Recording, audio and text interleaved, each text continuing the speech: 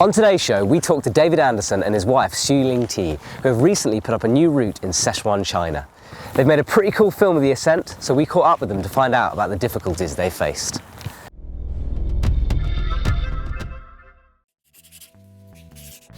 Outside the tent, mist blocked the sun and hid the path to Eagle Peak East, the rightmost of the three summits of the Eagle Rock Group in the Sichuan mountain range of China.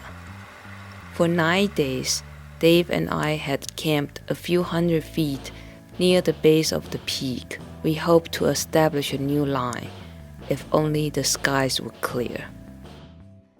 My name's Dave Anderson, and I've been climbing, quite a long time, probably about 35 years. This project to China, specifically to the Sichuan Mountains in Sichuan Provence, started probably about 3 or 4 years ago. My wife and I were invited on a climb by some Chinese climbers to go in and climb a neighboring peak. And while we climbed this peak, Diana Tai Wu, we got to the top, looked over, and I saw this other peak. I was like, wow, what's this thing? That was kind of the impetus for going back and trying Eagle Peak East. Nothing had gone as planned thus far during the expedition. Ever since we arrived in Rilong, the small town near the base of the range, our hotel owner, Zhang, who asked in her soft voice, "Can you go in the park now?" I still have to make a few phone calls, I would say. As Dave and I struggled to get our climbing permits, I was never sure whether or not I talked with the right people.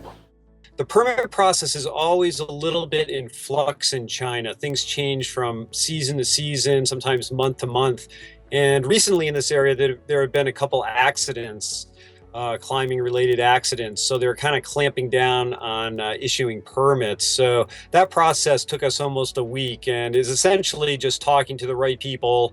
And it's not that they don't want us to climb, they just don't want anyone to get hurt. So they want people in there climbing that kind of know what they're doing.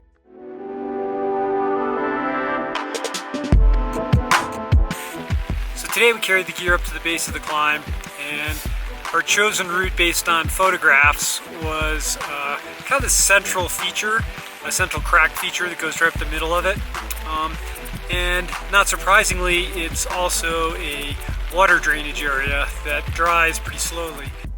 The main crack feature that had a lot of chimneys in it, and we started climbing up that, and my wife Ting was leading, and she's like, "Hey, I found a pin," and then I found a bolt. She was actually aiding that part because it was really wet with this central chimney, gets a lot of drainage.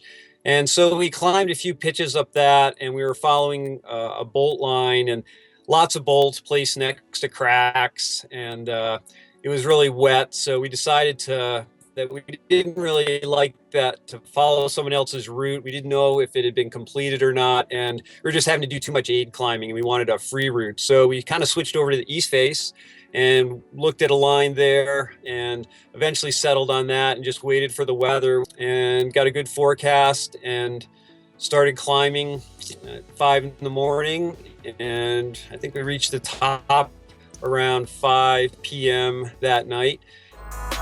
The rock quality on the route was actually fairly solid, but there was a lot of grass and moss growing in the cracks.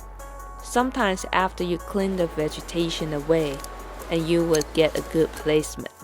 Other times the crack would turn out to be just a seam. It's granite climbing there, granite rock. Generally the rock is pretty good. I would say it's fairly featured. It has both crack systems that you can follow, and also you can do some face climbing if the angle is not too steep.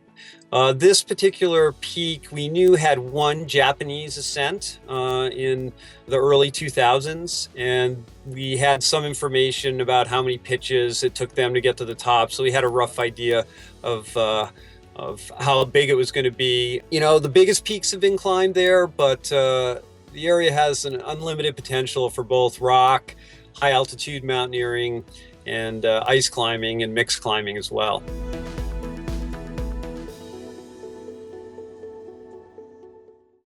Thanks for that, David. In case you were wondering, he was in his van because he didn't have a Wi-Fi signal at his house, so he was out and about trying to steal someone else's.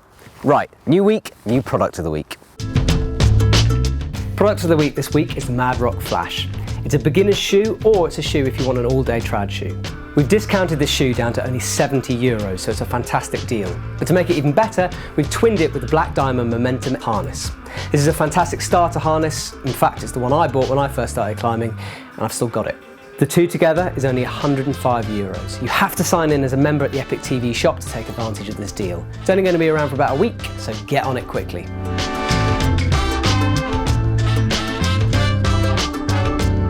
Go grab yourself a deal and we'll see you tomorrow.